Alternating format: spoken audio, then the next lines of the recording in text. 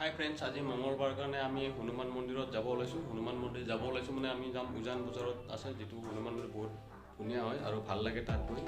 চ' আমি তালৈকে যাইলোঁ। আপোনালোকে ভিডিঅ'টো চাই থাকক। আমাৰ পূজা তাতে হ'ব আৰু হনুমান মন্দিৰটো আমি ভালদৰে দেখাবৰ কাৰণে আপোনালোকক চেষ্টা কৰিম।